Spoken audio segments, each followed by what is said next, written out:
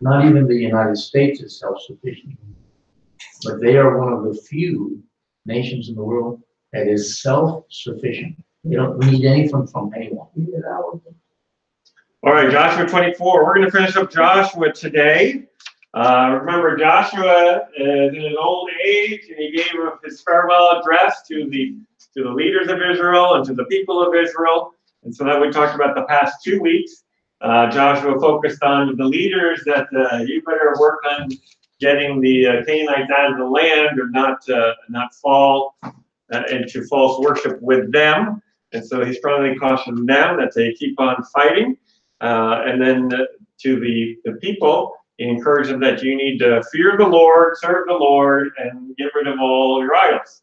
And he was very strong with the people, pointing out this is a decision that needs to be serious. A serious decision has to be made here. If you're going to follow the Lord, you got to get rid of everything else. You can't serve two masters. You can't add the Lord as another god to all the other gods that are out there. You serve one Lord, and if you serve Him, the Lord will bless you. If you don't, there are consequences. There are consequences if you don't. The people verbally chose to serve the Lord, and that's how we ended up with the farewell speech by Joshua. Joshua ended by putting a stone by an oak tree near the tabernacle in Shechem as a reminder of their commitment to serve the Lord.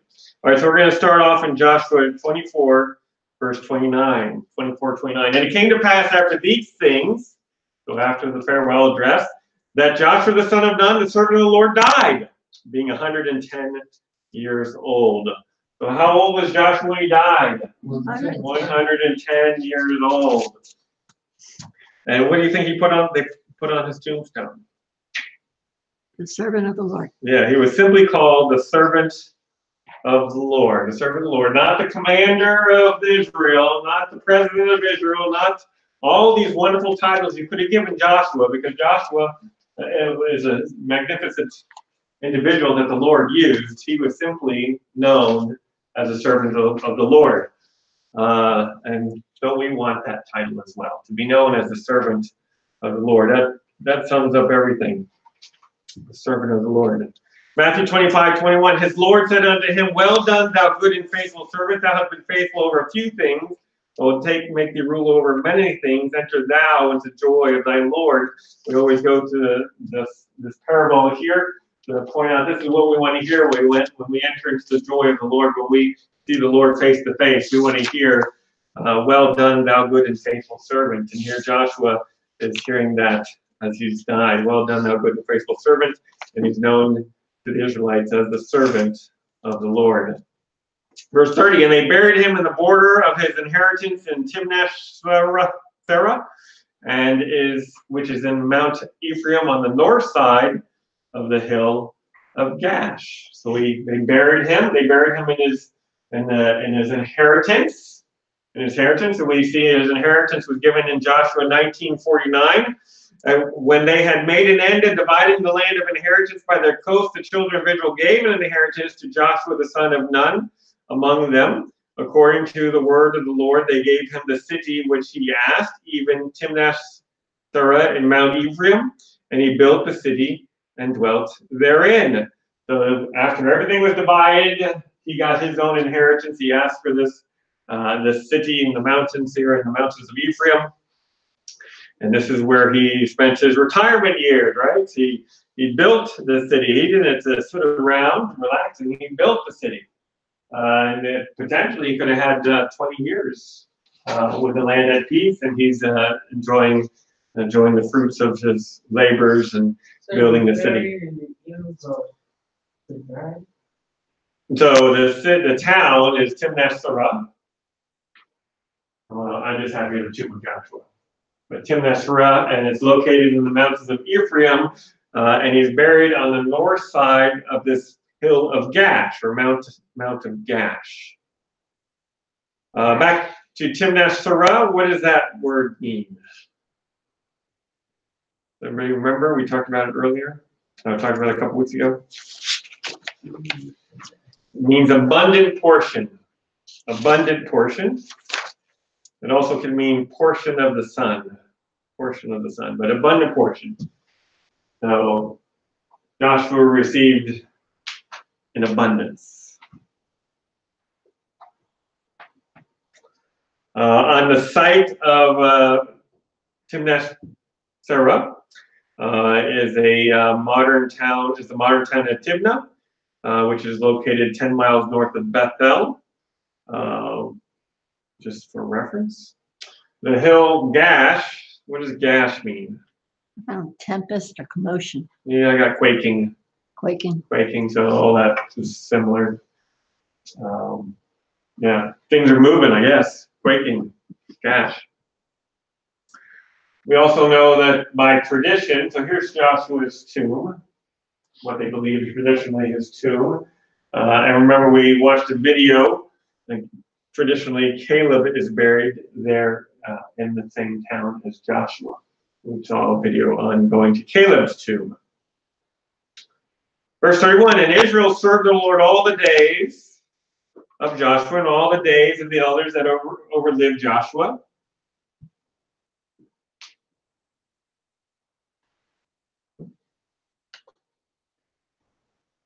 More pictures of Joshua's tomb. And Israel served the Lord all the days of Joshua and all the days of the elders that overlived Joshua, and which had known all the works of the Lord that he had done for Israel.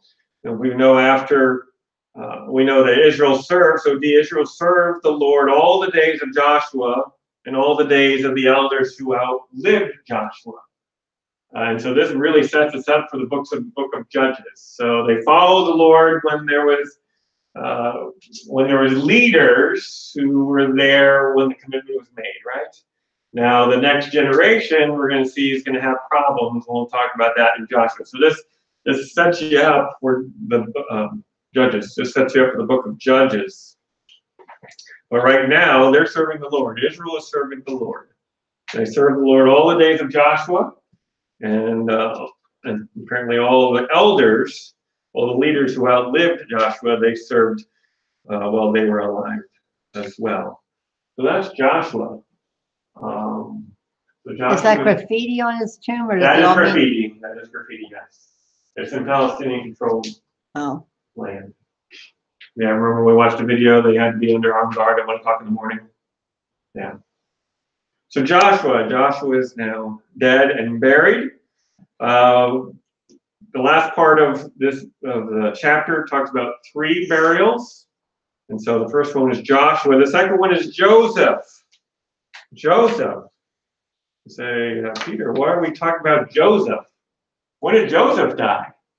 Way back when. Way back when? A long time ago, yes, a long time ago. They carried his Why bones. are we now talking about Joseph now? It's like Joshua carried his bones out. Moses did. Yeah, Moses and carried his bones. His bones are, so he's going to be buried. So we're seeing here a complete cycle, a completion of a cycle. Joshua is completing up loose ends, right? And so Joseph here is a loose end in verse 32. And the bones of Joseph with the elders, the bones of Joseph with which the children of Israel brought up out of Egypt, and buried they in Shechem in a parcel of ground which Jacob bought of the sons of Hamor, the father of Shechem, for 100 pieces of silver, and it became the inheritance of the children of Joseph. So where is Joseph buried? Shechem. You remember what happened at Shechem? Lots of stuff. Lots of stuff. So if Pharaoh gave them, because it's like they left Egypt in the earth, so they still have the time to dig out the bone, or they had it with them getting ready. Good question. Yes. There was a long to take time to exhume a bone and make sure it's taken care of, right? Yeah. Yeah. When they had to get up, they didn't have time even to bake bread. They just took unleavened bread with them, right? No, that's an excellent question. We don't know that detail, but we know Joseph made a commitment, had to make a promise that he would be buried in the promised land. And Moses kept that promise to take him out of Egypt. Out of Egypt. All right, so back in Shechem, remember this is where Mount Gerizim, Mount Ebal are, with the blessings and the cursings. This is where Abraham, where the promise was made to Abraham. This is where Jacob buried the idols of the family underneath the oak tree. This is where Joshua just gave his farewell address. So Shechem is very significant. So again, closing the loop, closing loose ends, Shechem is very important to have the promise given to Abraham and the promise fulfilled, and Joseph being buried in the promised land, all very significant to tie up these loose ends. And how old was he? 110. 110 as well. Genesis 50, verse 24. I got to go all the way back to Genesis. And Joseph said unto his brethren, I die, and God will surely visit you and bring you out of this land unto the land which we swear to Abraham, to Isaac, and to Jacob. And Joseph took an oath of the children of Israel, saying, God will surely visit you, and ye shall carry up my bones from hence. So Joseph died, being 110 years old, and they embalmed him, and he was put in a coffin in Egypt. So Joseph died also at the age of 110, and this is where we see the commitment that he made. We see Joseph's faith that God will come and bring you out of the land and take you to the promised land, to the land that was promised to Abraham, to Isaac, and to Jacob. And God will surely come. When he does come, take me with you. Don't leave me behind. Take me with you. I know I'll be buried and long gone, but I want my body to be buried in the promised land.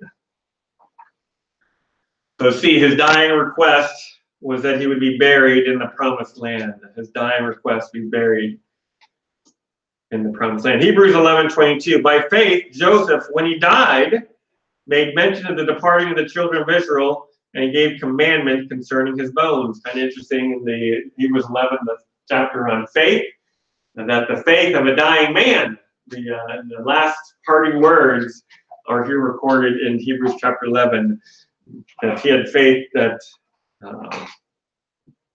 making mention of the departing of the children of Israel and concerning his bones. So Exodus 13:19. So we jump from Genesis to Exodus. And Moses took the bones of Joseph with him. We had straightly sworn the children of Israel, saying, God will surely visit you, and ye shall carry up my bones away hence with you. So Moses made sure the bones were carried out of Egypt. Moses made sure the bones were carried out of Egypt.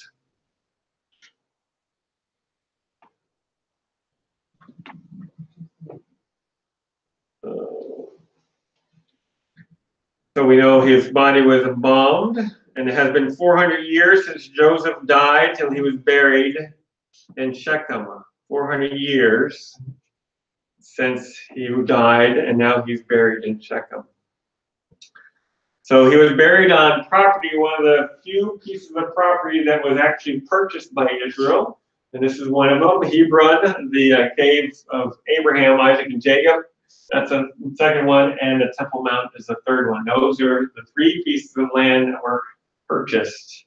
And Shechem is one of them.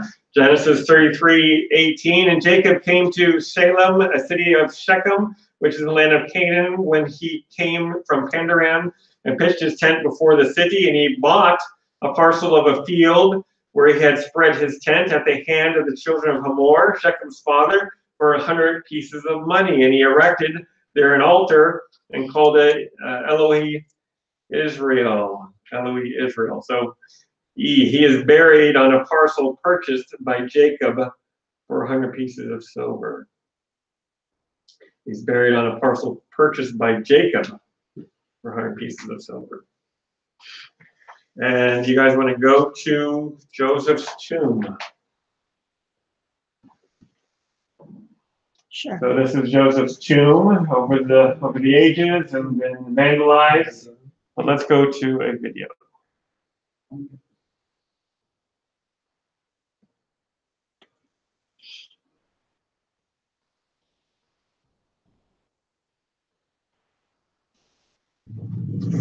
There's a story that's not being told. The story of Jerusalem, Judea, and Samaria. The world has condemned it as the occupied West Bank. Could it be the biblical and historical heartland of Israel? Hear the miraculous stories of true pioneers who have dedicated their lives to the restoration of this land. Discover what's being hidden by mainstream news and media. Experience extraordinary places that few people even know exist. Join us. The Joshua and Caleb Report, stories from the heartland of Israel.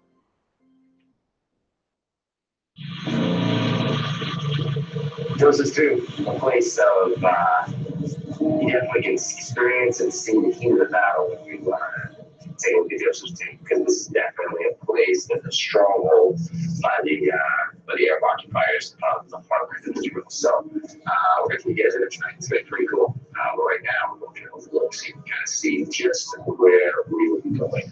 Pretty cool stuff. This is a big picture. We want to show you where we're going to be going tonight at 1 o'clock in the morning under the escort of the Israeli army.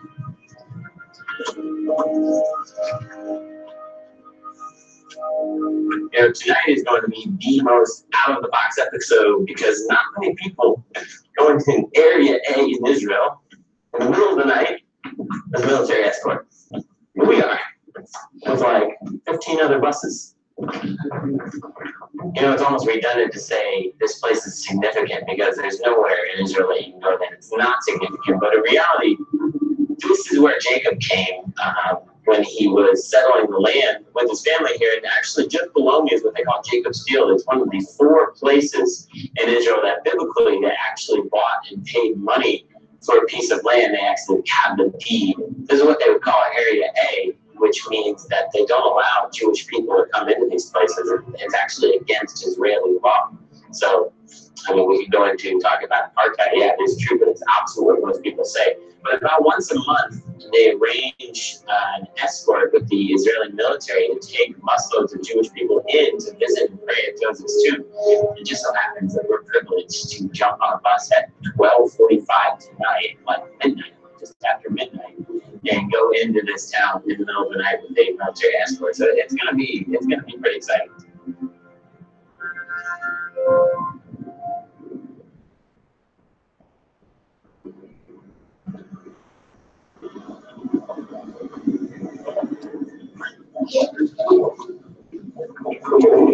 Quarter one right now. Us pulling up in the morning. We're about to jump on and it's a very special place. We got special guests with us today, and we are getting guide us down there. So it's exciting. Did you go to sleep, bro? No. Too excited.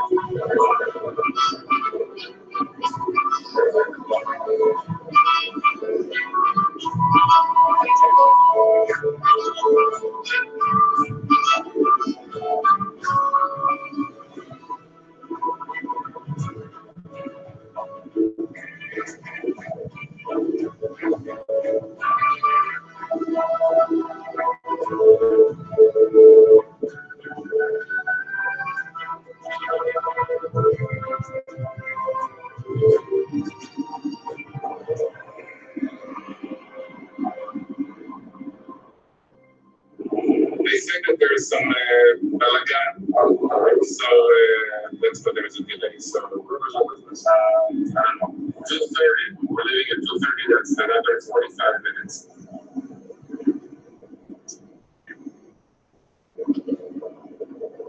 Anyways, we're sitting down here at the bottom of Mount Blessing because are we the second group that's going? Is that what we're waiting? Yeah. Basically, there's like something like 15 or 17 busloads. So multiply that times 50 people each that are going into Joseph's tomb, and they're taking the first group in right now. So we're waiting for them to come back so we can go in with the military with the second group of buses. So it's fun. We're out in Sharon, there are 3 places that it is said that belong to the Israelite people, that belong to the Jewish people. They are Heber, the Temple Mount,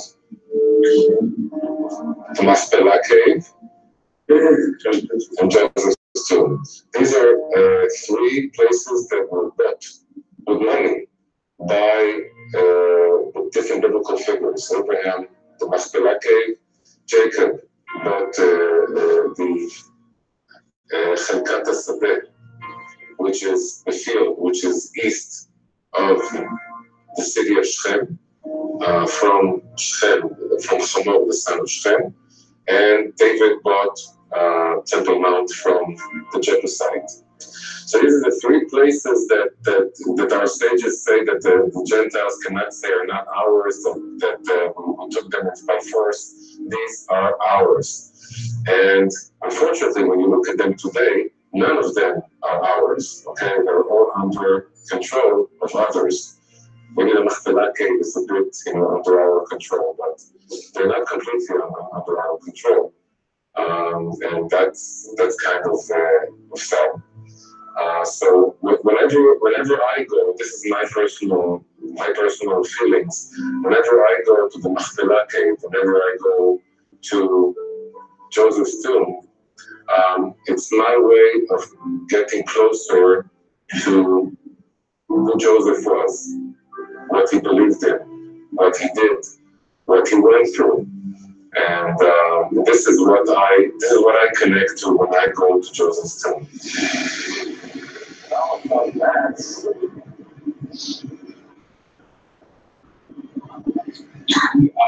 This is our team. Jumping back on the bus, get ready to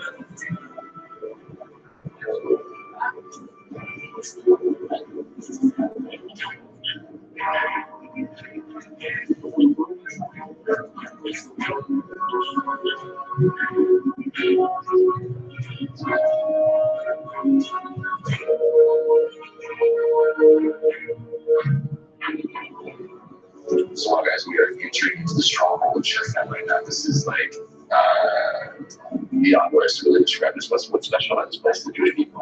Well, first of all, it's a place that you rarely go to. You rarely have opportunities to come and visit this amazing place, the place where one of the patriarchs is buried, Joseph. It's like right in the heart of the city of Nablus today. This was the Shechem. This is the biblical city of Shechem, but yet the Muslims hold such a massive hold on this city. It's absolutely crazy. So like Jewish people, due to their safety and some others, they're not allowed to come to this area except under escorts with the military. And so like right now, like I'm feeling the strength because like to think that I have the privilege of coming here to this place and like merit. Oh, we got this. It's really been a lot of fun.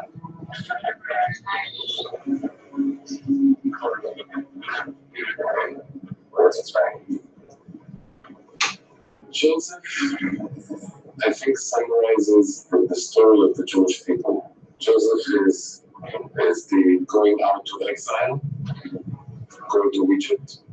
But Joseph is also the coming back to the land, making the Israelites swear that they will bury him not in the land of Egypt, but at home in the land of Israel.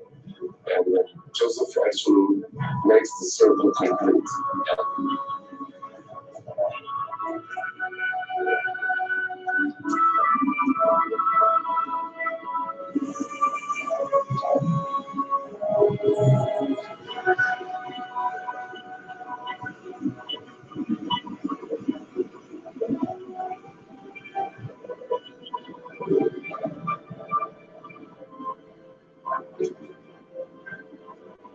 Right now, we're walking in with 5 buses of kids, like 250 people, something like that. But this is half the size of the first group that went in, right? Yeah.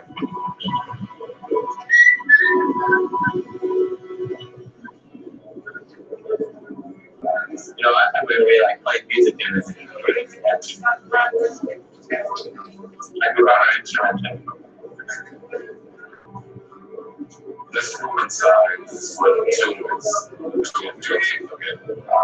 So everybody wants to stay as close as possible and to pray to God and hope that everything righteous prayer will get to heaven, where we get to God with the help of the righteous. What is the significance like for you coming here? Well, there are a number of reasons. First of all, just like I would like to go and visit the tomb of my grandfather, or my great-grandfather. This is a place that I feel close to because Joseph is one of my patriarchs, one of the people that established the Jewish faith, one of my forefathers. So this is, first and foremost, he's my family member. That's why I feel so close to him.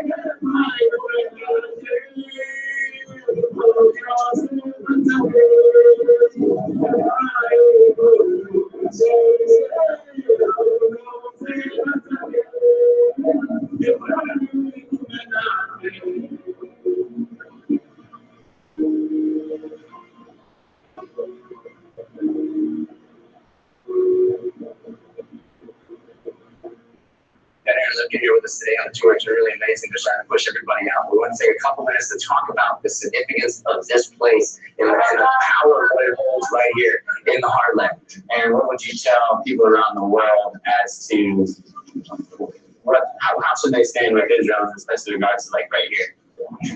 Well, people are saying that they're trying to build a connection between the people of Israel and the land of Israel, especially in Judea and Samaria, which really represent the biblical heartland where all the biblical stories happen.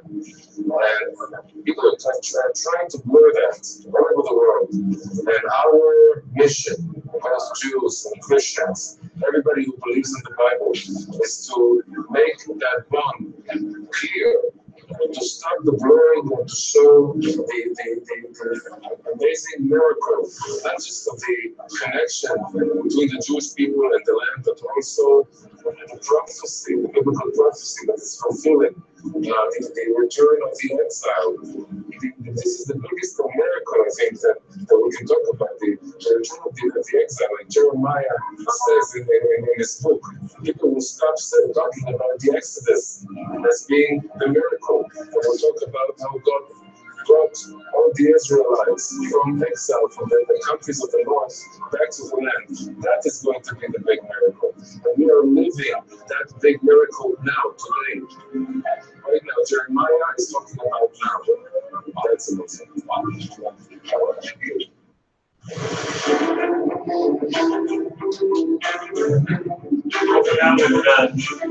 That entertaining, but takes you right to it. You got to live it.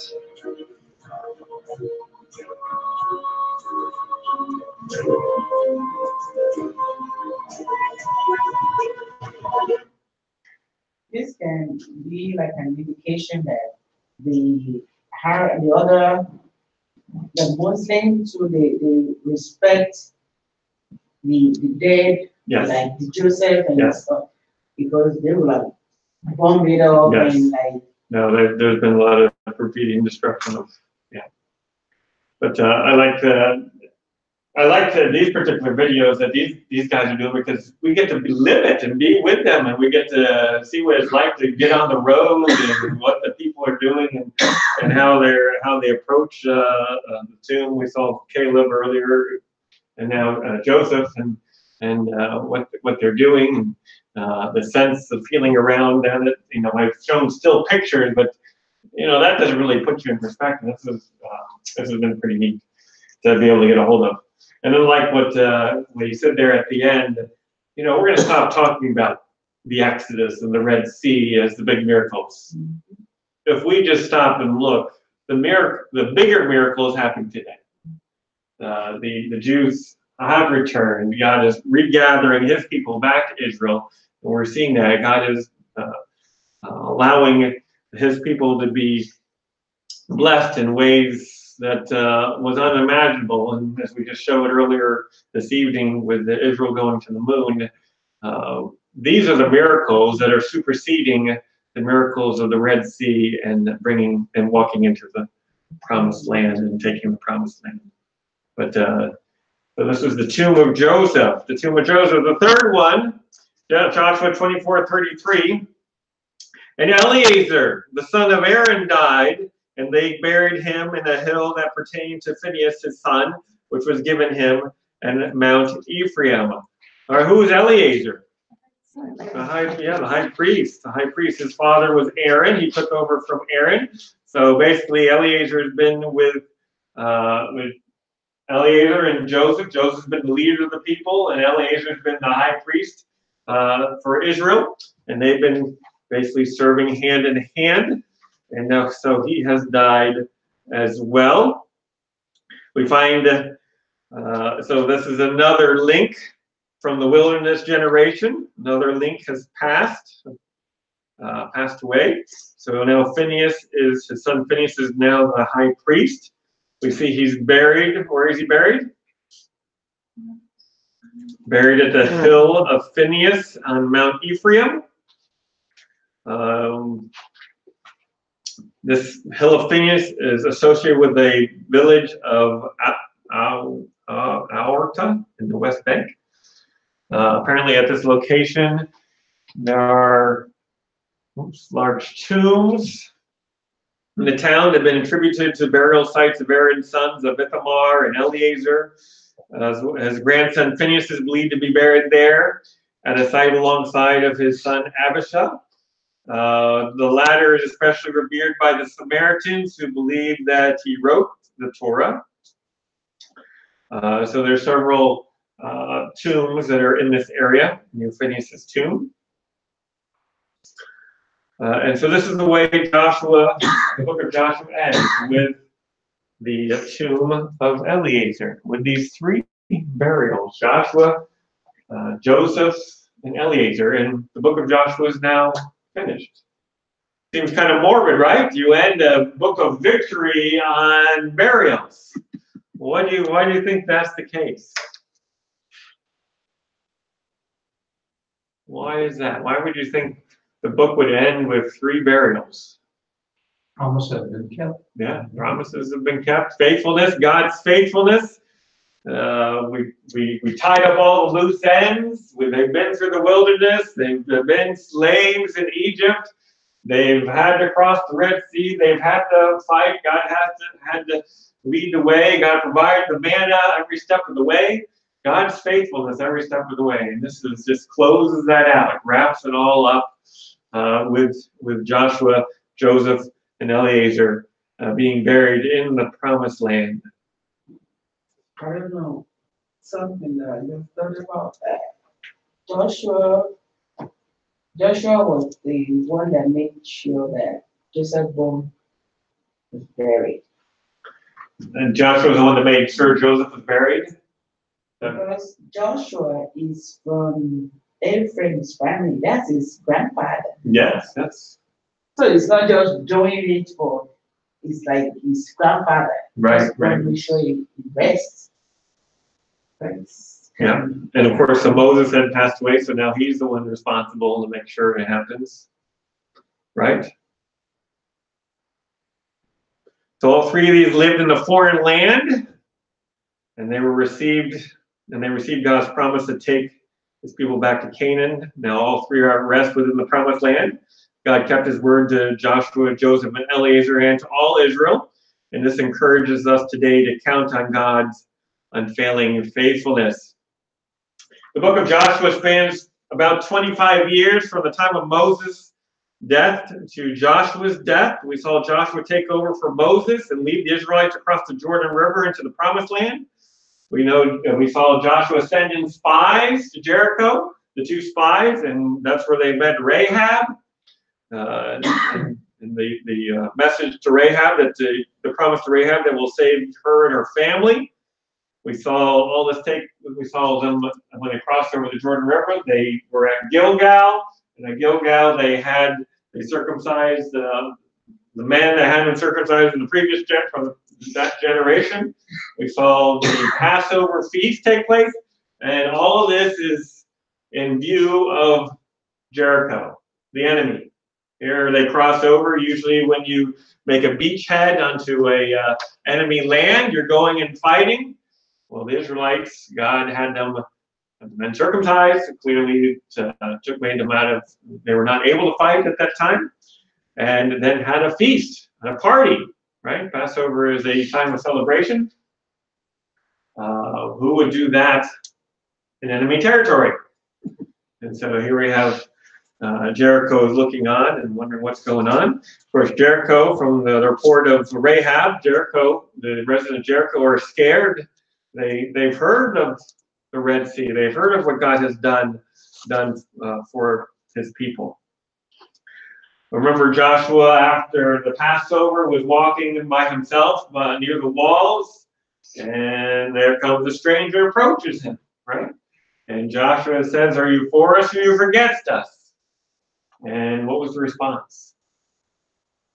Neither. I am the captain of the Lord's host. And so that's where Joshua kneeled, and here the Lord gave him the command to, you're going to take the people of Israel around for 6 days, one time around the city for each 6 days. And on the 7th day, go around 7 times, and then you're going to shout, and the walls are going to come tumbling down. And so we had the amazing miracle of Jericho. And then we saw them go after Ai, and they lost the first battle of Ai due to Achan's sin, where Achan took some pieces from Jericho, which he shouldn't have. Remember, the first fruits, the first spoils went to the Lord. They weren't supposed to touch that. And everything else, all the other spoils, went to the people. Only Achan had just resisted. He could have enjoyed so much more than what he took and he had to pay the price for that. God, if we just listen to the Lord, obey the Lord, he'll give us the blessings. If we disobey, we have the consequences. We saw the victory of the second battle of Ai. We saw the treaty made with the Gibeonites. We saw Israel led to Mount Gerizim and Mount Ebal to go over the blessings and curses. We saw the 5 southern kings attack Gibeon, and Gibeon called for help. And Joshua didn't hesitate to go help the Gibeonites. And so this is where these 5 kings and all their armies ran off. And then God sent hailstones and killed most of them. And then Joshua asked that the sun stand still. And the sun stood still. And Joshua caught up with the 5 kings and put them in the cave, and then took out the rest of the armies, came back to the cave, and had the 5 kings hung. Then we saw the northern kings muster together around the waters of Merom, and God defeated the Canaanites there. Remember, they got basically all scared, and then they kind of all ran off, and God had them to break the horses' legs and disassemble, break the chariots, because we're not going to rely on horses and chariots. We're going to rely on the Lord. And so those were destroyed for there. And so the promised land was there, except for the residual Canaanites still living in there. And then the inheritance was given out. Caleb got Hebron. And then the eastern tribes were told to go home. And the eastern tribes built an altar, which almost caused a civil war. Phinehas and the leaders of the 10 western tribes went out to talk with them, found out the reason for the altar, to remind everybody that yes, the eastern tribes are still a part and still can worship, and it was an act of rebellion. And we found Joshua's farewell address, where he reiterated to the people of Israel to fear and serve the Lord. And so we have here the book of Joshua as the culmination of the first 5 books of the Old Testament with the Lord's victory over Canaan. So here we have a 5-minute review that we took a year of study. What's that a picture of? Eliezer's tomb. Oh, okay. Yes. Questions? All right, so we'll have a little Jeopardy type game next week. Bring your friends to help you. Well, it doesn't matter. Dear Father, we thank you for today. We thank you for your blessings. We thank you for the book of Joshua, Lord, to just remind us of your faithfulness and the victory, Lord, and that, Lord, that you have every tool in your tool belt at your use, Lord. And, Lord, that gives you all the glory and honor. Lord, may you fill Pastor Allen with the Holy Spirit in the next hour. Lord, may you bless our time together in Jesus' name. Amen. People